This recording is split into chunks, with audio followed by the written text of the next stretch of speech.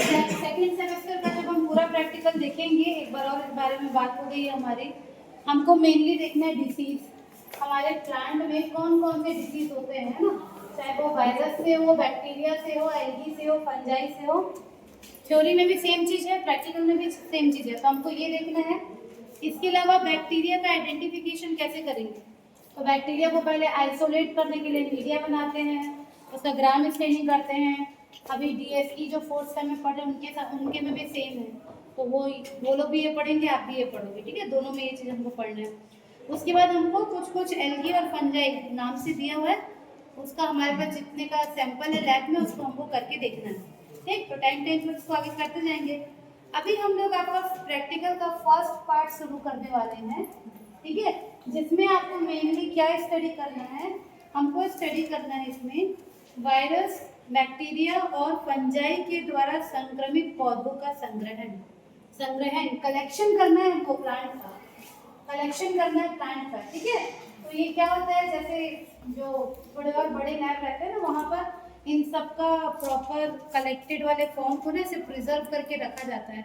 तो मैं आपको ऐसे दिखा पाती कि देखिए ये वाला ये डिसीज का है करके, ठीक है। हमारे पास लैब में ये नहीं है, तो हम क्या करेंगे, प्रैक्टिकल में भी तो आएगा, तो कुछ का जैसे स्पेसिमेन है, जैसे मेरे पास टिक्का डिसीज ऑफ ग्राउंडनट जो होता है उसका मेरे पास स्पेसिमेन है वहाँ रखा हुआ है, ठीक है। तो उसको मैं आपको दिखाऊंगी। स्पेसिमेन स्पेसिमेन समझते हैं ना, इतने बड़े कांच के जो उसमें भर के रखा रहता है, वो भी बहुत लंबा समय होता है, तो उतने अच्छे से नजर नहीं आता है। इसलिए मैं आपको डायग्राम समझने के लिए जो ग्रुप में मैंने भी डाला हुआ है पीडीएफ, उसमें आप देखेंगे तो मैं जो चीज़ बोल रही हूँ उसको आप इजीली क्या कर पाएंगे, समझ पाएंगे, ठीक है। तो हमारे प्रैक्टिकल बुक में बहुत सारा दिया हुआ है अलग अलग डिसीज। ज़्यादातर पौधों को ना फंगल डिसीज ही होता है, बहुत सारे जो डिसीज हैं वो फंगस से ही होते हैं, ठीक। तो हम लोग अभी यहाँ पर आपको प्रैक्टिकल कॉपी में जो करना है और देखना है, 4 फंगल डिसीज के बारे में पढ़ेंगे, ठीक है, 2 वायरल डिसीज के बारे में पढ़ेंगे और 2 बैक्टीरियल डिसीज के बारे में हमको पढ़ना है, ठीक है। बुक में और बहुत सारा दिया हुआ है, मतलब लिस्ट तो आपको बहुत मिल जाएगी, पर इतने को आपको कॉपी में पढ़ना है और लिखना है, इसी में से स्पॉटिंग में भी आएगा। तो टोटल कितने डिसीज का हम कलेक्शन कर रहे हैं बोलेंगे, या हम कितने के बारे में पढ़ रहे हैं, 8, जिसमें से 4 फंगस के हैं, 2 वायरस के हैं और 2 बैक्टीरिया के हैं, ठीक। चलिए तो एक एक करके देखते हैं, 4 फंगस से शुरू करते हैं, फिर वायरल वाले, फिर बैक्टीरिया वाले हम लोग देखेंगे, ठीक। तो पहले हेडिंग डालिए अपनी कॉपी में, plant disease caused by fungi, कवकों द्वारा जनित पादप रोग। हेडिंग डालिए, कवकों द्वारा जनित पादप रोग, ठीक है। Plant disease caused by fungi, तो फंजाई से कौन कौन से डिसीज होते हैं, उनके क्या क्या सिम्टम्स होते हैं, उसका कैजुअल ऑर्गेनिज्म कौन सा है जो कॉज करता है, वो ऑर्गेनिज्म कौन सा है, मेन हमको वही पढ़ना रहता है, ठीक। तो फंगल डिसीज में पहला हेडिंग डालिए, brown spot disease of rice. पहला है brown spot disease of rice, या पैडी भी बोलेंगे इसको, ठीक है। हिंदी में हम इसको बोलते हैं चावल या धान का भूरा धब्बा रोग, चावल या धान का भूरा धब्बा रोग, brown spot disease of rice and paddy, ठीक। पहला डिसीज है ये ब्राउन स्पॉट, ये आपने देखा भी होगा, चावल के खेत में जब ये बीमारी लगती है तो इसकी पत्तियों में, ग्रीन कलर की पत्ती है, उसमें छोटा छोटा ऐसे धब्बा धब्बा नजर आता है, ब्राउन कलर का ये बिल्कुल दिखता है, ठीक है। तो ये कवक जनित रोग है, हम कवक के अंदर पढ़ रहे हैं, फंगस के अंदर, तो ये फंगस से होने वाला रोग है और इसके कारण धान की पैदावार कम हो जाती है। ये आपको बिहार, उड़ीसा, पश्चिम बंगाल, आंध्र प्रदेश, सभी जगह में, मतलब जितनी जगह पे धान की खेती होती है सब जगह पे आपको देखने को मिलेगा, ठीक है। इसका जो कॉजल ऑर्गेनिज्म है, रोग जनक है, उसका नाम है हेलमिंथोस्पोरियम ओराइजी, हेलमिंथोस्पोरियम, हेलमिंथोस्पोरियम, इसी को मेन याद रखना है आपको, ठीक है, हेलमिंथोस्पोरियम ओराइजी। ओराइजी नाम किसका है भाई, ORYZAE। ओराइडस टाइप बोलते हैं ना धान का वर्टिकल नेम, ठीक है। तो उसी के आधार पर ये जो है ये फंगस का नाम है जो ये बीमारी करता है, हेलमिंथोस्पोरियम, हेलमिंथोस्पोरियम ओराइजी। इस फंगस के कारण ये बीमारी होती है, ठीक।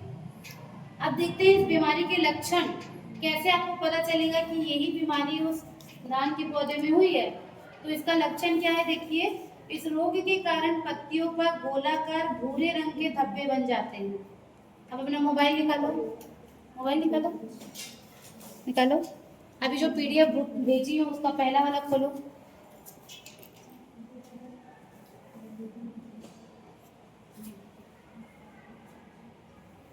फर्स्ट वाला, ये देखो, जिनके पास नहीं है इधर देखिए, फर्स्ट वाला सेकंड वाला, देख दोनों देखिए। ये देखिए धान की पत्ती दिख रही है ग्रीन कलर की, है ना। इसमें देखिए ब्राउन कलर का स्पॉट, ब्राउन कलर का स्पॉट। जिनके पास मोबाइल है अपने PDF में देखो, शुरू का 2 डायग्राम, शुरू का 2 डायग्राम आपको दिखेगा।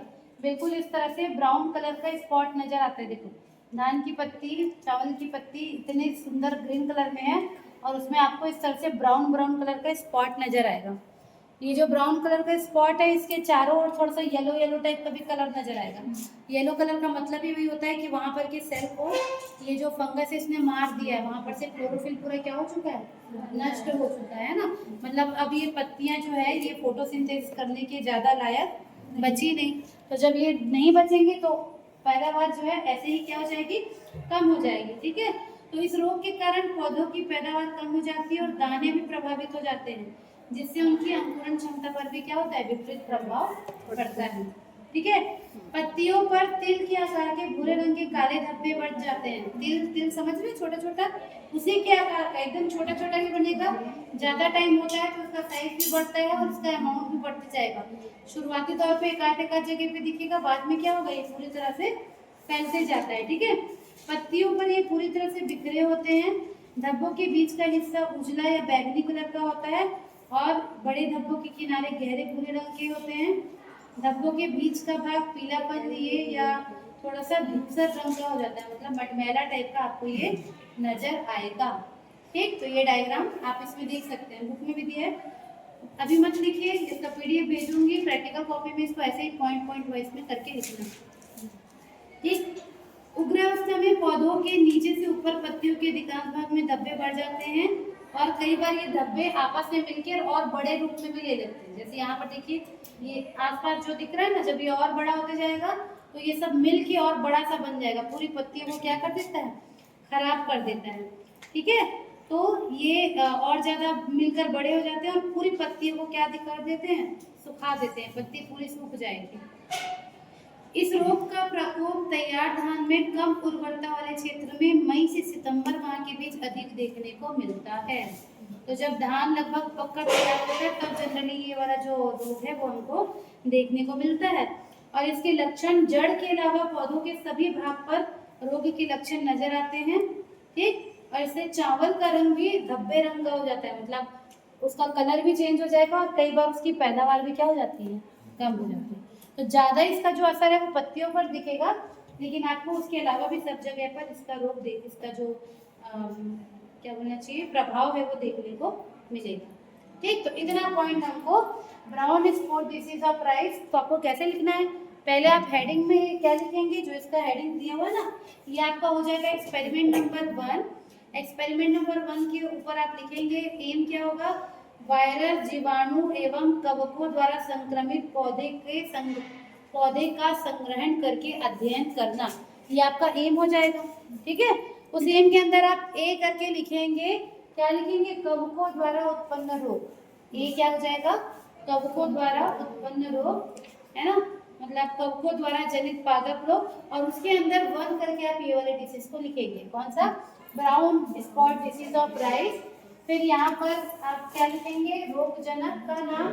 तो रोगजनक का नाम क्या आ जाएगा आपका, रोगजनक का नाम आ जाएगा हेलमिंथोस्पोरियम ओराइजी। और उसके नीचे लिखेंगे रोग का लक्षण करके सारे पॉइंट को लिखेंगे, ठीक। प्रैक्टिकल कॉपी में भी ऐसे लिखना है। अगर मैं आपको इसको उसमें देती हूँ प्रैक्टिकल एग्जाम में, तो भी इस डायग्राम को आपको पहचान के इसके बारे में कि ये कौन सा डिसीज है आपको लिखना पड़ेगा। ठीक, चलिए सेकंड देखिए, फंगस का एक सेकंड रोग है, इसको कहते हैं loose smut disease of wheat, गेहूं का अनावृत स्मट रोग। सेकंड है loose smut disease of wheat, गेहूं का। ठीक है, ये भी फंगस के द्वारा ही होता है। तो सेकंड है आपका गेहूं का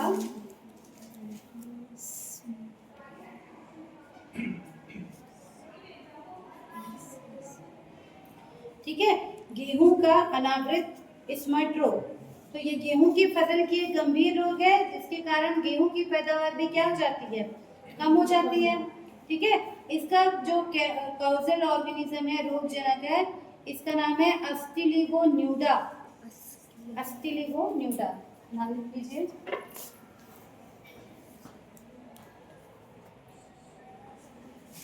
अस्टिलिगोन्यूडा, और आगे भी लिखते हैं, इसकी बहुत सारी वैरायटी है, जैसे कि इसको कहेंगे ट्रिटिकाइट।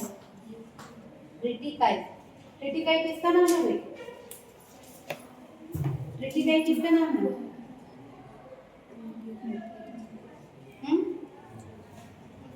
गेहूं का क्या नाम है पूरा? एस्टिवम ट्रिटिकम, गेहूं का नाम, बॉटनिकल नेम। अगर आपको बॉटनिकल नेम याद नहीं है, अगर वो याद है तो ये भी इजीली याद हो जाएगा। अस्टिलिगो इस फंगस का नाम है, अस्टिलिगो न्यूडा है ना, वैरायटी ट्रिटिकम ऐसे लिखते हैं, अस्टिलिगो न्यूडा कर भी लिख सकते हो तो भी चलेगा। ठीक है, तो इसमें क्या होता है देखिए, हाँ अब इसका डायग्राम देखिए, पहले अपने मोबाइल में खोलिए, आपको कौन से पेज में मिलेगा इसका डायग्राम, थोड़ा सा पीछे आओ, ये वाला डिसीज, ये वाला गेहूं की बाली नजर आ रही होगी, देखिए मोबाइल में अपने, जिनके पास मोबाइल है मोबाइल में देखिए, जिनके पास नहीं है सामने देखिए। ये कब डिसीज होता है? जब गेहूं की बाली ऐसे निकलने वाली रहती है ना, तुरंत में, तब ये डिसीज होता है। और पूरा आपको जो गेहूं की बाली है वो हरे कलर की नहीं दिख के, जब ये फंगस लगता है तो पूरा काले कलर का वो हो जाता है।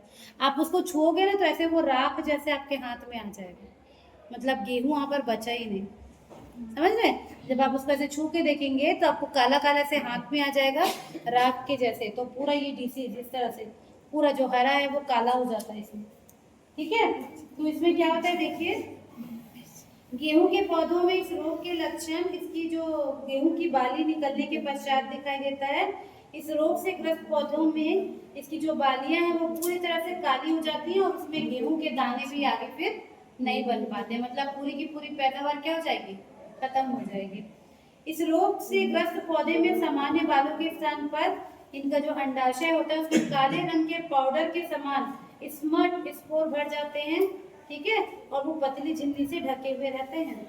तो जो ऐसे गेहूं की बाली निकली रहती है ना, जहाँ पर गेहूं एक्चुअल में बनना चाहिए, वहां पर ये पूरा ऐसे काला काला पाउडर टाइप का आपको भर जाएगा।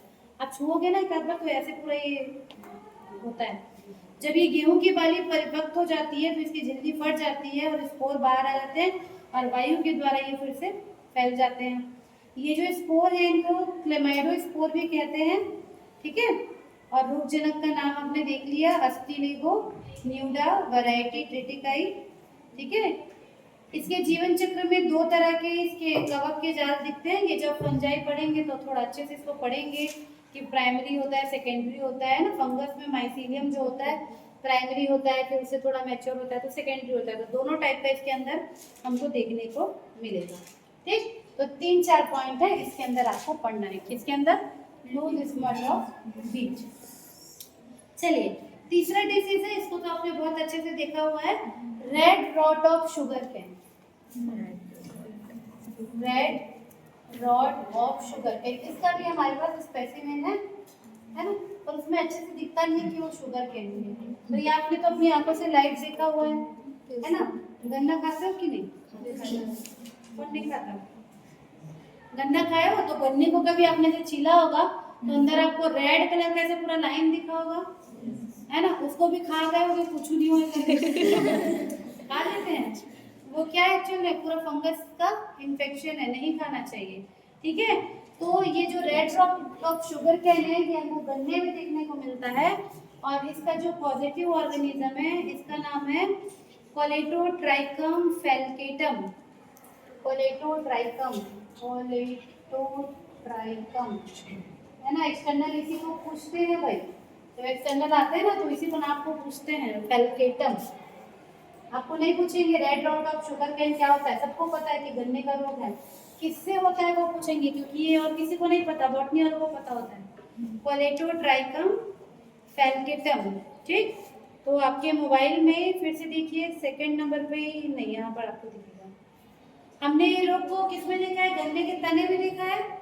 पहले ये पत्ती में होता है, देखिए इस तरह से, ये वाला डायग्राम देखिए पत्ती का, पत्ती में से बीच इसमें आपको बिल्कुल रेड कलर का उसका जो वेन होता है ना, सिरा, पत्ती की जो सिरा होती है, सिरा, उसमें आपको रेड दिखेगा, ऐसे लगेगा जैसे खून लगा हुआ है वहां पर, है ना, बिल्कुल इस तरह से दिखता है।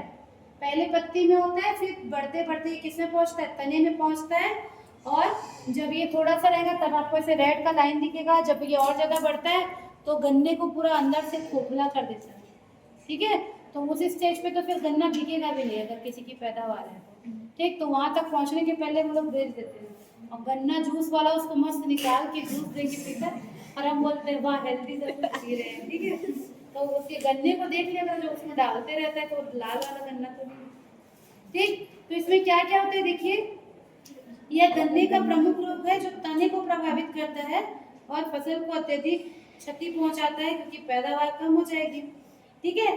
तो इसके लक्षण क्या क्या है, तो इस रोग के लक्षण वर्षा ऋतु के पश्चात सर्वप्रथम पत्तियों के रंग बदलने और पत्तियों के गिरने के रूप में दिखाई देता है।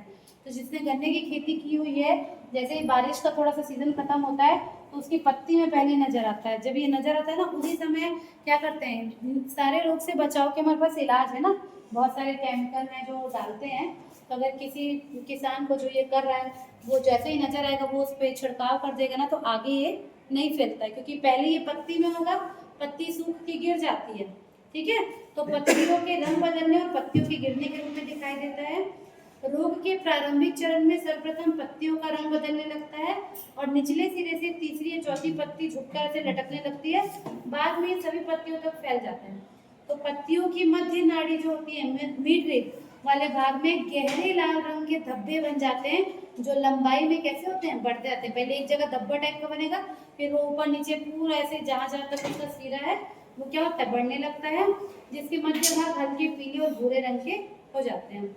उसके बाद रोगग्रस्त पौधे का रंग बदलने लगता है, उसके नोड्स जो होते हैं, उसके पर्व मतलब इंटर नोड्स, ये जो उसका गन्ने का तना है ना, ये जहाँ पर ये कड़ा रहता है इसको हम बोलते हैं नोड।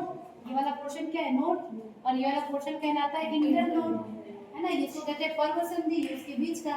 तो अगर ये डिसीज ज्यादा फैल जाए तो ये वाला जो पोर्शन है ना वो सिकुड़ने लगता है, मतलब गन्ने को जितना लंबा और अच्छे से होना चाहिए था, जितना मोटा होना चाहिए था, अब वो वैसा नहीं हो पाएगा, ठीक है। सिकुड़ने लगता है तथा वे संपूर्ण लंबाई में फटने लगता है।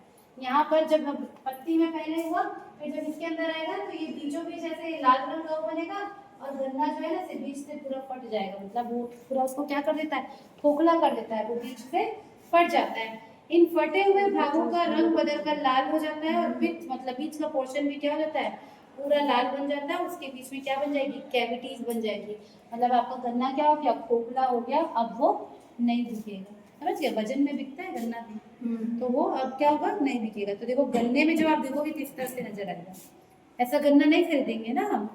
तो क्या करते हैं, जैसे किसी किसान को पता भी चला कि ये हो गया है, तो जब ये अंदर ही रहता है ना उसी टाइम पे उसको बेच देते हैं। अंदर का देख के कोई नहीं बता सकता ना, लेकिन जब ये बढ़ता है तो इस तरह से नजर आएगा। लाल तो हो गई, उसके ऊपर फंगस पूरा ग्रो कर लेगा, तो इस तरह से सफेद सफेद वो क्या होगा, हमको नजर आने लगता है, ठीक। ये देखो और एक डायग्राम है, और एक डायग्राम है, ये देखो ये पत्ती का है, देखो पूरा कैसे लाल लाल दिख रहा है, पत्ती दिख रहा है। और इसके बाद ये देखो गन्ना है ना। तो ये कौन सा डिसीज है, red rot of sugar cane, ठीक है। किससे होगा, कोलेटोट्राइकम फैल्केटम, ठीक। चलिए चौथा डिसीज है जिसको कहते हैं tikka disease of groundnut, मूंगफली का टिक्का रोग। ये देखा होगा आप लोगों ने, देखा है क्या, नहीं। Tikka disease of groundnut, फली का, मूंगफली का टिक्का रोग, ठीक है। तो ये किसके कारण होता है? तो इसके दो प्रजाति हैं, इसको कहते हैं सर्कोस्पोरा पर्सोनेटा, सर्कोस्पोरा पर्सोनेटा, पर्सोनेटा, ठीक है, ये फंगस है। इसके अलावा सर्कोस्पोरा आर्किडियोफोला, एक ही याद रखो, सर्कोस्पोरा पर्सोनेटा, ठीक। इसके कारण ये होता है। इसका डायग्राम देखते हैं पहले। ये मूंगफली की पत्ती, मूंगफली की पत्ती देखिए, उसमें इस तरह से आपको स्पॉट नजर आएगा, इसको टिक्का डिसीज कहते हैं। क्या कहेंगे? टिक्का डिसीज, ठीक है। तो इनमें क्या होता है देखिए, टिक्का डिसीज में मूंगफली के इस रोग में पौधों के सभी वायवीय भाग, मतलब जो जमीन से ऊपर वाले भाग हैं वो प्रभावित होते हैं, लेकिन सबसे ज्यादा प्रभावित पत्तियां होती हैं, ठीक है। तो अलग अलग शेप और साइज के धब्बे हमको यहाँ पर देखने को मिलेंगे। रोग के लक्षण सर्वप्रथम पत्तियों की ऊपरी सतह पर गहरे भूरे रंग के धब्बों के रूप में नजर आते हैं। देखिए आपको दिख रहा होगा गहरा भूरे रंग का धब्बा, पत्ती के ऊपर भी मिलेगा, नीचे भी मिलेगा, है ना, पूरी पत्ती में फैल जाता है। शुरू स्टेज में देखिए थोड़ा कम रहता है, शुरू स्टेज में थोड़ा कम है, लेकिन जैसे ये बढ़ेगा देखो पूरी पत्ती जो है वो गहरे भूरे रंग के धब्बे से भर गई है। अभी पत्ती कोई काम की नहीं है, ये फोटोसिंथेसिस नहीं कर सकती ठीक से, है ना, प्रकाश संश्लेषण नहीं कर सकती। अगर कोई पौधा प्रकाश संश्लेषण नहीं कर रहा है मतलब वो क्या, भोजन नहीं बना पा रहा है, भोजन नहीं बनाएगा तो उतने अच्छे से फल वो नहीं बना सकता, ठीक है। तो इन धब्बों के चारों ओर पीले रंग का वलय, पीला पीला भी नजर आएगा, देखो धब्बों के चारों ओर पीले रंग का वलय बहुत क्लियरली नजर आता है, ठीक है, इस तरह से दिखता है, ठीक। तो ये इनके पीटियोल मतलब पर्णवृक्क, मतलब कि ये जो पत्ती है उसका जो डंडा होता है उसको पीटियोल कहते हैं, उसकी रैकेस मतलब बीच वाला पोर्शन, सब जगह पे ये धब्बे जो है वो नजर आते हैं। ये धब्बे जनरली गोलाकार होते हैं और बहुत अधिक संख्या में नजर आते हैं, ठीक है। और इनका आकार अनियमित भी होता है, मतलब ये क्या होते हैं, बढ़कर 3 से 8 mm वाले भी हो सकते हैं, ठीक। जब ये धब्बा बहुत ज्यादा बढ़ जाएगा तब पत्तियां पौधों से अलग होकर गिरने लगती हैं। देखो ये जो पत्ती है, इसकी ये जो पत्ती है, ऐसे पत्ती है, इनमें तो धब्बा बन ही रहा है, इनमें जो डंडी है जो तने से लगा हुआ है इनमें भी ये होता है, और एक टाइम के बाद क्या होगा, पत्ती पूरी की पूरी यहाँ से अलग टूट के क्या हो जाती है, पेड़ से, पौधे से गिर जाती है, ठीक है। तो ये पूरी तरह से गिर जाती है, गिरने लगती है, पौधों में फलियां छोटी तथा संख्या में कम बनती है, और क्या होता है, उत्पादन जो ये होता है वो पूरी तरह से गिर जाता है। अगर रोग जो है बहुत चरम स्थिति में पहुंचा तो क्या होगा, पौधा समय से पूर्व ही मर जाता है ना, एनुअल प्लांट होता है ये। तो अगर ये रोग को आपने नियंत्रण नहीं किया, कुछ इसके लिए काम नहीं किया, तो पूरा का पूरा जो पौधा है वो क्या हो जाएगा, मर जाएगा, ठीक। तो इसका भी हमारे पास स्पेसिमेन है, इसको हम इसका स्पेसिमेन है लेकिन पता नहीं मिल नहीं रहा था पिछले बार, ठीक है, होगा तो देखेंगे। बाकी आप ये जो डायग्राम है इसमें देख सकते हैं इजीली, ये देखो ये वाला, देखो पत्ती पूरी इन्फेक्टेड है, दिख रहा है, जिसका ये जो पीटियोल है, पीटियोल मतलब इसका डंडा, ये वाला पत्ती का, देखो उसमें भी इन्फेक्शन, उसमें भी आपको ब्राउन कलर नजर आ रहा होगा, है ना, अपने मोबाइल में देखिए, उसमें भी आपको ये ब्राउन कलर है, ये जो पीटियोल है जो हाथ से पकड़ा हुआ है, देखो यहाँ पर भी दिख रहा है, दिख रहा है। तो पत्ती को तो इन्फेक्ट कर रहा है उसका जो पीटियोल है, सारे भाग को, तो ये पूरा का पूरा जो पत्ती है वो क्या होता है, नीचे गिर जाएगा, पेड़ भी क्या हो जाएगा, लास्ट में मर जाएगा, जो इसका पौधा है वो, तो पैदावार क्या हुई, पूरी खत्म हो गई, ठीक। तो ये 4 डिसीज किसके हैं, फंगस इन्फेक्शन के, तो चारों को आपको कॉपी में लिखना है, ठीक है। मेन आपको ये 4 जैसे पॉजिटिव ऑर्गेनिज्म है इनका नाम जो है वो याद रहना चाहिए, ठीक। चलिए अब देखते हैं वायरल डिसीज, ये 4 हो गए, अब हमको देखना है 2 वायरल डिसीज। तो एक ही एक्सपेरिमेंट नंबर 1 के अंदर लिखोगे, सेकंड आप हेडिंग डाल के क्या लिखोगे, सेकंड हेडिंग डाल के आप लिखोगे वायरस जनित पादप रोग, ठीक है, plant disease caused by virus, ठीक। तो कौन कौन से वायरस हमको देखना है, देख लेते हैं। पहला डिसीज है, वायरस से होने वाला पहला डिसीज है, इसको हम कहेंगे leaf curl of papaya. Papaya पपीते का पौधा है किसी के घर? लीव्स कर्ल ऑफ पपाया, इसको हिंदी में बोलेंगे पपीते का पर्ण मोड़न रोग। पर्ण पत्ती, मोड़न मुड़ गया, ठीक है, तो पपीते का पर्ण मोड़न रोग ये वायरस से होता है, ठीक है।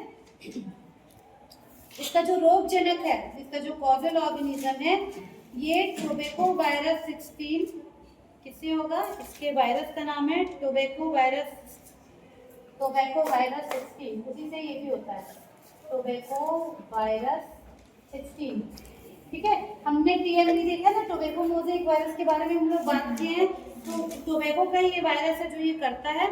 इसके अलावा निकोटियाना वायरस 10, इसी में और नाम आप ऐड कर सकते हैं, निकोटियाना वायरस 10, वायरस 16, है ना, दोनों लगभग एक ही होगा। निकोटीन तो तंबाकू को ही बोलते हैं, टोबैको को ही बोलते हैं, ठीक है। तो ये दोनों वायरस हैं, टोबैको वायरस 16 और निकोटियाना वायरस 10, ये दोनों क्या करते हैं? पपाया में भी रोग करते हैं, जिसको लीफ कर्ल ऑफ पपाया कहा जाता है, ठीक है। इसका डायग्राम देखोगे तो देखिए यहाँ पर आपको दिखेगा, ये देखो, ये पपीते का जो पत्ती है पूरा मुड़ा मुड़ा सा आपको नजर आ रहा होगा, सिकुड़ा सा और मुड़ा मुड़ा सा नजर आ रहा होगा पपीते का। पपीते का पौधा तो सबने देखा होगा, लगभग लोगों के घर में रहता है। देखो पूरी पत्ती जो है ऐसे, इसकी पत्ती बिल्कुल ऐसे बड़ी सी खिली रहती है, यहाँ पे देखिए पूरी सिकुड़ गई है और किनारे किनारे से क्या हो गई है? मुड़ गई है। पत्ती जो पूरा ऐसे खुला रहना चाहिए वो ऐसे ऐसे करके मुड़ गया है अंदर की ओर, ठीक है। तो ये लीफ कर्ल ऑफ पपाया होता है। इसमें क्या होता है देखिए, इसकी खोज सर्वप्रथम एक साइंटिस्ट ने की थी जिनका नाम था थॉमस। 1939 में मद्रास में इन्होंने इसको ढूंढा था। इससे पपीते की फसल को बहुत अत्यधिक हानि पहुंचता है। तो इसके सिम्टम्स क्या है, लक्षण क्या है? इस रोग में कुंचन मतलब कर्लिंग, पत्ती जो है क्या हो जाएगा? ऐसे मुड़ जाता है, और सीधा उद्भासन, वेन क्लियरिंग, मतलब जो उसका वेन्स है ना, जैसे ये पत्ती है, जैसे पत्ती है पपीते की, तो उसका जो वेन है ना, जो इसकी सीरा है, इस ये पूरा ऐसा करके क्या होता है? पीला पड़ जाता है, ठीक है। तो सीरा उद्भासन और क्रिकलिंग मतलब संकुंचन के कारण पत्तियां आकार में छोटी हो जाती है। जितना अच्छे से पत्ती को बड़ा होना चाहिए था उतना ना हो, क्यों क्या हो जाएंगी? छोटी हो जाएंगी। रोगग्रस्त पत्तियां भंगुर हो जाती हैं, ब्रिटल। आप उसको छुओगे, जनरली आप पत्ती को छू के ऐसे हिला दो, कुछ नहीं होगा जब तक आप जोर से खींचते नहीं है। अगर इस पपाया को अगर रोग हुआ है तो आप उसको छूओगे ना तो ब्रिटल हो जाएगा, मतलब छूते ही वो टूटने लग जाएगा, ठीक है। क्या हो जाएगा? भंगुर मतलब टूटने लग जाएगा। चर्मिल हो जाती है, तथा अंतःशरीरीय क्षेत्रों में अतिवृद्धि के कारण पत्ती की ऊपरी सतह पर प्रभाव उत्पन्न हो जाते हैं। आप उसको ऐसे छू के देखोगे तो कुछ ऐसा उठा उठा सा आपको लगने लगेगा, ठीक है।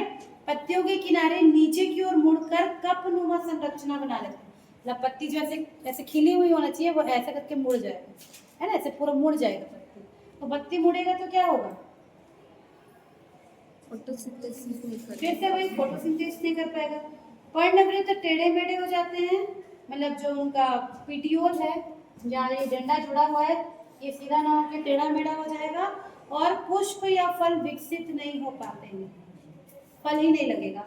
रोग के चरम सीमा पर आते ही पर्णपात हो जाता है और पौधे की वृद्धि क्या हो जाती है? रुक जाती है, मतलब आगे वो प्लांट जो है वो ग्रो ही नहीं कर पाएगा, उसमें पपीता नहीं लग पाएगा, ठीक है। तो ये किससे होता है? वायरस का एक डिसीज है, ठीक है। चलिए दूसरा डिसीज लिखिए वायरस का, इसको कहते हैं yellow vein mosaic of lady finger, भिंडी का पीला सीरा मोज़ेक रोग। Yellow vein mosaic disease of lady finger, भिंडी में होगा, ठीक है, ठीक। तो ये होता है आपके येलो वेन मोज़ेक वायरस के कारण, येलो वेन मोज़ेक वायरस, ठीक है। शॉर्ट में इसको YVMV कहते हैं, YVMV। वायरस का नाम जनरली ना जिस होस्ट पे वो बीमारी करता है उसी के नाम पे ही वायरस का नाम देते हैं। तो जैसे पपाया वाला जो वायरस है वो टोबैको का वायरस है, इसलिए उसको टोबैको वायरस 16 नाम दे दिया। भिंडी में जो करता है उसको येलो वेन मोज़ेक वायरस कहते हैं। ठीक है, भिंडी के वायरस का नाम क्या है? Yellow vein mosaic virus. ये एक वायरस रोग है, रोगजनक का नाम हो गया येलो वेन मोज़ेक वायरस। और ये वायरस है, इसका एक वाहक है। जैसे मलेरिया को होता है तो उसका एक वाहक होता है ना। कौन है मलेरिया का वाहक? मादा एनोफिलिस मच्छर। ठीक है, वैसे ही ये जो वायरस है जो भिंडी में बीमारी कर रहा है, इसकी वाहक होती है एक सफेद मक्खी। ठीक है, सफेद मक्खी जिसका नाम है व्हाइट फ्लाई, जिसका नाम है बेमिसिया टेबेकाई। बेमिसिया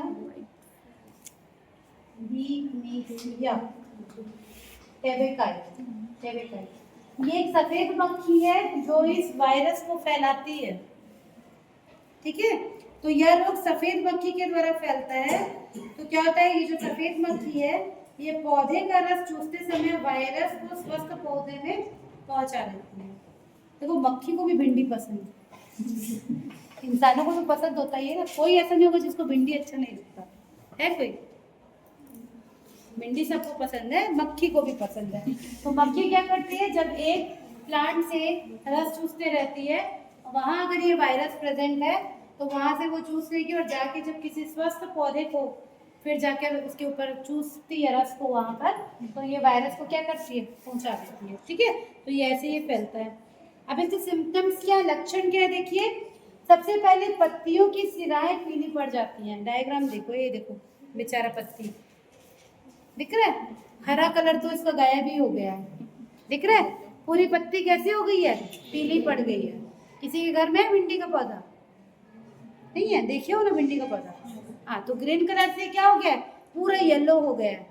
तो सबसे पहला लक्षण क्या है, जो इसकी सिरा है, पत्तियों की जो सिराएं हैं, है ना, वो क्या हो गई है, पीली पड़ जाती है। बाद में पूरी पत्ती पीली या सफेद सी दिखने लगती है, मतलब पूरा हरा कलर, उसका पूरा क्लोरोफिल क्या हो गया, नष्ट हो गया। हरी उत्तक मतलब ग्रीन टिश्यू बहुत कम रह जाते हैं, पत्तियां आकार में छोटी हो जाती हैं, सिकुड़ जाती हैं, पौधों की वृद्धि रुक जाती है, फल छोटे हो जाते हैं, टेढ़े मेढ़े हो जाते हैं और हल्के रंग के हो जाते हैं। ऐसी भिंडी कोई नहीं खरीदेगा, मार्केट जाओगे तो अच्छी सुंदर भिंडी खरीदते हैं, ये वायरस वाली भिंडी कोई नहीं खरीदेगा। ठीक है, तो इस बीमारी से इनकी उपज में 50 से 90% तक की कमी हो जाती है। ठीक, तो सफेद मक्खी फैलाती है, बाकी हो गया। और रोग के लिए अनुकूल परिस्थिति क्या है, तापमान 25 से जब 35 डिग्री होती है तब ये रोग जो है वो फैलता है। पौधे कमजोर हो जाते हैं, फल बहुत कम हो जाते हैं और आर्थिक नुकसान होता है। ठीक, तो ये भिंडी वाला आपके बुक में नहीं दिया, बुक के पीडीएफ में नहीं है, ये मैंने जो आपको पीडीएफ भेजा है ना उसमें लिखा हुआ है, तो इसमें से देख के इसको लिख लेंगे। ठीक है, दो रोग बुक में वायरस का एक ही रोग दिया हुआ है, लीफ कर्ल और पपाया। ये मैं आपको अलग से ढूंढ के बता रही हूँ, येलो वेन मोज़ेक और लेडी फिंगर। अब देखना कई भिंडी पीले कलर की भी दिखती है। हाँ, देखियो छोटी छोटी एकदम पीले टाइप के कलर की, हो सकता है वो इसी इन्फेक्टेड प्लांट की भी। जरूरी नहीं है कि पीला कलर सिर्फ इन्फेक्शन से ही आए, पौधों के ऊपर और भी बहुत सारे दबाव होते हैं ना, जैसे किसी पौधे को खाद या भोजन ठीक से नहीं मिला, पानी नहीं मिला, उसके कारण भी बहुत सारे उनके अंदर कमियां आती हैं, है ना। बाकी इससे येलो कलर आने का मतलब ही वही होता है, जैसे इसमें भी येलो कलर आ रहा है, येलो कलर आने का मतलब ही वही होता है कि वहाँ का क्लोरोफिल पूरी तरह से नष्ट हो गया है, तो वो येलो कलर हो जाता है। ठीक है, नेक्रोसिस हो गया है, वहाँ पर की सेल्स मर रही है, तब ऐसा होता है। ठीक, चलिए अब फिर देखते हैं, ये हो गया दो हमारा वायरस डिसीज। अब दो देखते हैं बैक्टीरियल डिसीज, है ना। तो बैक्टीरियल डिसीज में पहला है आपका bacterial blight disease of rice. Hindi में इसको बोलेंगे चावल या धान का बैक्टीरियल अंगमारी रोग, bacterial blight, bacterial blight disease of rice.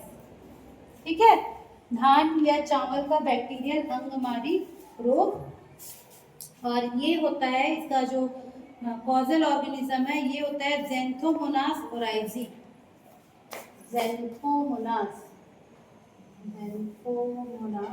Oryzae. ठीक है, ये एक बैक्टीरिया है, बैक्टीरियल डिसीज है, तो ये किससे होता है, ज़ैंथोमोनास ओराइजी से होता है। ठीक है। तो इस बैक्टीरियल ब्लाइट रोग में 2 अवस्थाएं होती हैं, एक ब्लाइट और एक क्रेसेक या विल्टिंग। इतना नहीं जाओ, एक इसको छोड़ दो। लक्षण देखते हैं, देखिए। तो ब्लाइट का मतलब होता है, जो हम ब्लाइट बोल रहे हैं ना, इसका मतलब होता है झुलस जाना। ठीक है। तो इस रोग का मुख्य लक्षण उसकी पत्तियों का झुलसन या ब्लाइट होता है। इस अवस्था में पत्तियों में पीले या स्ट्रॉ रंग की रैखिक धारियां बनती हैं और पत्तियों के किनारे लहरदार वेवी हो जाते हैं। डायग्राम देखो समझ में। ये वाला, ये देखिए, ये वाला दिख रहा है। पत्तियों में इस तरह की धारी बन जाएगी, पूरा ऐसे एक लाइन। आपको उसको देख के ऐसे लगेगा कि पत्ती जो है ना वो झुलस गई है, मतलब जैसे आग में झुलस जाते हैं तो ऐसा होता है ना, जैसे गर्मियों में भी थोड़ा सा ही दिखेगा। पौधों के ऊपर सिर्फ ये माइक्रो ऑर्गेनिज्म का ही आतंक नहीं है, परिस्थितियों का भी बहुत आतंक होता है, जिसमें गर्मी भी है। गर्मी के दिन में जब एक अच्छी गर्मी पड़ेगी, आप देखना पेड़ पौधों की हालत, सभी पेड़ पौधे बिल्कुल झुलसे हुए नजर आते हैं। तो इस ये जो रोग है, ये जो ज़ैंथोमोनास ओराइसी बैक्टीरिया के द्वारा जो रोग होता है, इस समय भी इसकी पत्तियां ना बिल्कुल ऐसे झुलसी हुई नजर आती हैं। देखिए, किनारे पर भी हो सकता है, बीच पर भी हो सकता है। पूरी की पूरी एक ऐसे पट्टी टाइप की नजर आएगी कि पत्ती जो है वो पूरी तरह से क्या हो गई है, झुलस गई है। ठीक है। तो ये इस तरह से नजर आता है। ठीक। धारियों का निर्माण पत्तियों के अग्रभाग से प्रारंभ होकर नीचे की ओर जाता है, शुरू से लेकर लास्ट तक ये पूरा जाएगा। ठीक है। धारियों के निर्माण के पश्चात पत्तियों के अग्रभाग मुड़ने लगते हैं, पत्तियों के किनारे की झुलसने की प्रक्रिया तेज हो जाती है और धीरे धीरे वो पत्तियों के बृहद क्षेत्रफल में खोल देते हैं। मतलब आगे का जो पत्ती होगा ना वो ऐसे करके मुड़ने लगता है। ये देखो, ये वाला, ये देखिए, इसमें और देखिए, ये जो शुरू है पत्ती का, जो स्टार्टिंग वाला पॉइंट है, ये पूरा से मुड़ जाता है। जहाँ पे किनारे है ना वो मुड़ जाएगा, पूरा धारी बनेगा और उसके बाद पूरी पूरी पत्ती जो है वो इस तरह के सफेद टाइप की हो जाती है। ठीक है। पत्तियों के किनारे के झुलसने की प्रक्रिया तेज हो जाती है और धीरे धीरे आप पत्तियों के बृहद क्षेत्र में, मतलब पूरी पत्ती आपकी हो जाएगी। जो सीडलिंग होते हैं, नए पौधे होते हैं, उनकी संक्रमित पत्तियां सिलेटी हरी होकर मुड़कर दोलन करने लगती हैं। अगर कोई एकदम बेचारा छोटा बच्चा पौधा है, सीडलिंग है, और उसको ये रोग लग गया तो उसकी पत्ती पूरी ऐसे रोलिंग, मतलब मुड़ जाएगी। पूरी पत्ती क्या होगी, छोटी छोटी पत्तियां रहेंगी, पूरी ये मुड़ जाएंगी। ठीक है। पुराने पौधों की पत्तियों के पर्णफल को या पर्णाग्रत पत्तियों के चोट भाग में पीली और नारंगी कलर की धारियां बनने लगती हैं। पुरानी पत्तियां जिसमें ऐसी लंबी लंबी धारियां जो है वो नजर आने लगेगी। ठीक है। पूरे सब तरफ ये बढ़ जाएगा, है ना पूरा। उसके बाद संपूर्ण कलम की भी मृत्यु इससे हो सकती है। ठीक। शुष्क मौसम में पत्तियों की सतह पर बैक्टीरियल रिसाव की एक पारदर्शी या धुंधली बूंद दिखाई देती है, जो कि सूखने पर पीले रंग की बीड्स के रूप में दिखाई देती है। बारिश होने पर ये धुल जाती है। तो जैसे ही शुष्क, मतलब ये थोड़ा ठंडी वाला जो भी डिसीज है, मान लीजिए पत्ती है ना, पत्ती इस तरह से है, तो क्या होगा, जब ये पूरा फैल जाता है पत्ती के ऊपर ना, तो शुष्क मौसम में, ठंडी के समय में इन्हीं के ऊपर ऐसे छोटा छोटा आपको ड्रॉपलेट टाइप का भी नजर आएगा, जिसके अंदर बैक्टीरिया पूरे क्या होंगे, भरे रहेंगे। उसी से ये फैलते हैं। तो ये बैक्टीरिया यहाँ से दूसरी जगह भी फैल सकते हैं। ठीक है। इसी को लिखा हुआ है कि सूक्ष्म मौसम में पत्तियों की सतह पर बैक्टीरियल रिसाव की एक पारदर्शी बूंद, ये बूंद कैसी होगी, पारदर्शी होगी, बिल्कुल ऐसे ट्रांसपेरेंट, जैसे ओस की बूंद दिखती है ना, उसी तरह की नजर आएगी। इसको बैक्टीरियल रिसाव कहते हैं। तो ये इस तरह की नजर आएगी, धुंधली बूंद नजर आएगी, जो सूखने पर पीले रंग के बीड्स के, जब ये सूख जाएगा तो ये येलो येलो कलर का नजर आएगा, ऐसे येलो येलो कलर का। ठीक है। सूखने पर पीले रंग की बीड्स के रूप में दिखाई देती है और बारिश होने पे ये बूंदे या रिसाव धुल जाती है। फिर जब इनके ऊपर बारिश होगा तो ये धुल जाएगा, मतलब ये क्या होगा, पूरी तरह से फिर फैल जाएगा। जो इन्फेक्टेड प्लांट नहीं है उनको भी जाके क्या कर देगा, इन्फेक्शन कर देगा। ठीक। तो संक्रमित पौधों में ब्लाइट अवस्था सामान्यतः 4 से 6 हफ्ते बाद दिखाई देने लगता है। इसका पॉजिटिव ऑर्गेनिज्म देख लिए। इस रोग की खोज सर्वप्रथम एबी नाम के साइंटिस्ट ने की थी 1904 में, जापान में उन्होंने किया था, और ये संसार के सभी भागों में पाया जाता है। यह रोग के लक्षण प्रायः वर्षा ऋतु में हमको देखने को मिलता है। ठीक है। ठीक। चलिए, अगला रोग है, इसको बोलेंगे सीट्रस कैंकर। ये तो आपने बहुत अच्छे से देखा होगा, सीट्रस कैंकर। सीट्रस कैंकर मतलब नींबू। अच्छा, ये एबी वाला साइंटिस्ट इसका है। नींबू का रूप देखे हो कि नहीं, कैसे दिखता है? ये पत्ती है नींबू की, पहचानते हो?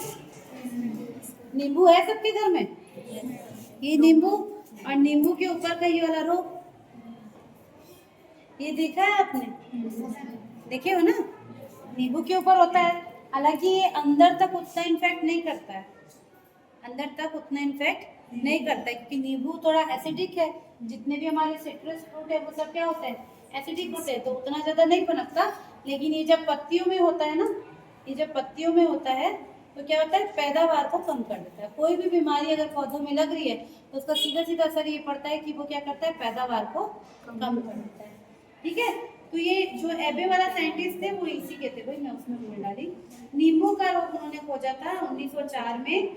ठीक है, और ये पौधे की शाखा और पत्तियों के साथ साथ नींबू के फल को भी प्रभावित करता है। ठीक, इसका जो पॉजिटिव ऑर्गेनिज्म है, इसका नाम है ज़ैंथोमोनास सिट्राई। इसका नाम भी क्या है, ज़ैंथोमोनास। देखो एक ही उसके फैमिली के हैं ये लोग, सिट्राई। ठीक है, ज़ैंथोमोनास सिट्राई नाम के बैक्टीरिया से ये वाला जो रोग है वो होता है। ठीक, तो क्या क्या है, यह रोग जड़ को छोड़कर पौधे के सभी भाग में मिलेगा, पत्ती, तना, फल सब में मिलेगा। प्रारंभिक अवस्था में रोग के लक्षण पत्ती के ऊपर छोटे छोटे गोल जलीय पारदर्शक चकत्तों, मतलब स्पॉट के रूप में नजर आएगा। देखो गोल पारदर्शी भी दिखेगा कई बार, है ना, गोल चकत्ते पारदर्शी पारदर्शक स्पॉट के रूप में प्रकट होते हैं। चकत्तों के स्थान पर क्लोरोफिल नष्ट हो जाता है, तभी वो ग्रीन हमको नहीं नजर आ रहा है। ठीक है, और ये कुछ उभारदार और यह रंग पीले भूरे रंग का दिखाई देने लगता है। युवा पौधे इस रोग से ज्यादा संवेदनशील है, जो छोटे पौधे होंगे उनमें ये ज्यादा जल्दी होता है। ठीक, पत्तियों के पश्चात यह रोग तनों में भी गोल काले गहरे उभार के रूप में दिखाई देगा। तने में जब ये होगा तो काले कलर का दिखाई देगा। नींबू के फलों के ऊपर काले गहरे उभार के रूप में भी ये दिखाई देता है, और ये अपने आसपास के भी स्वस्थ पौधों में आसानी से फैल जाता है। इसी कारण क्या होता है, पूरी की पूरी जो फसल है वो नष्ट हो जाती है। तो इतना पॉइंट हमको सिट्रस कैंकर के ऊपर लिखना है। ठीक, तो ये आपके 8 डिसीज हो गए। जाके इसको ये बुक का भी पीडीएफ बना लेंगे, जाके इसको आज कॉपी खरीदेंगे। खरीद लियो क्या? ठीक है, नहीं खरीदे हो तो खरीद लेना, जैसे पिछले बार बनाए थे। और शुरू में इसी को ही आप क्या करोगे, लिखना है। उसके पहले माइक्रोस्कोप के बारे में लिखना है, क्योंकि अभी भी हमको उसका क्या बोलते हैं, एल्गी और फंजाई का स्लाइड बनाना है आगे। तो माइक्रोस्कोप के बारे में फिर पढ़ोगे ही। नहीं लिखोगे तो नहीं लिखना, लिखना चाहते हो तो लिख लेना, पर स्पॉटिंग में मैं उसको दूंगी, ये बता दूँ किसको, माइक्रोस्कोप। तो लिख लेना, आपके पास होगा, नहीं होगा तो मैं भेज दूंगी बुक में दिया। ठीक है, तो पहले माइक्रोस्कोप और एक पेज में जनरल रूल ऑफ लैब, जो पिछले बार भी लिखे थे 4-5 पॉइंट में वो, और उसके बाद एक्सपेरिमेंट नंबर 1 करके आपको क्या करना है, इसको करना है। ठीक, इस साल आपको असाइनमेंट में भी यही चीज़ है, क्योंकि ये थ्योरी में भी है और प्रैक्टिकल में भी है। असाइनमेंट में भी यही रहेगा कि आपको रोगग्रस्त पौधे इकट्ठे करके चिपका के जमा करने हैं। पिछले बार वालों ने बहुत अच्छे से किया, लेकिन एकदम सेम नहीं। बच्चे सब वो लाल भाजी का सफ़ेद वाला पकड़ के ले आए। लाल भाजी में दिखता है, देखे हो ना, लाल भाजी में दिखता है ना, उसकी पत्तियों में देखना आपको सफ़ेद कलर का दिखेगा। ज़्यादातर पौधों की पत्तियों में हमको जो वाइट नज़र आता है वो ज़्यादातर फंगस का ही रोग होता है। तो एक ही जैसा सबको नहीं इकट्ठा करना है, कोई 2 आप इकट्ठा करिए। कुछ अलग आपको दिख रहा है कि ये जो पिछले बार बच्चों ने ना बहुत अच्छा उसका पीपल की पत्ती का भी लाए थे, और हाँ अलग अलग टाइप की पत्तियों में इन्फेक्शन। अगर वो नहीं समझ आ रहा है तो उसको आप प्लांट नेट करके एक ऐप है, उसमें वो फोटो को अपलोड कीजिए, उसमें आपको दिखा देगा कि वो क्या क्या इन्फेक्शन है। तो अपने आसपास ढूंढिए, आपके घर में या बाड़ी में या कहीं भी कुछ ऐसी पत्ती दिखे जिसमें कोई अलग टाइप का आपको इन्फेक्शन दिख रहा हो, या पत्ती जो है वो नेचुरल जैसे दिखनी चाहिए, उससे कुछ अलग हो, उसको आप ला के सुखा के उसको चिपका के असाइनमेंट के रूप में जमा कर सकते हैं। कोई दो से ज़्यादा करेंगे तो अच्छी बात है। सेम रहेगा तो नंबर नहीं मिलेगा, जो पहले लाएगा उसी को नंबर मिलेगा। ठीक है, ठीक है। पीछे वाले सो गए क्या?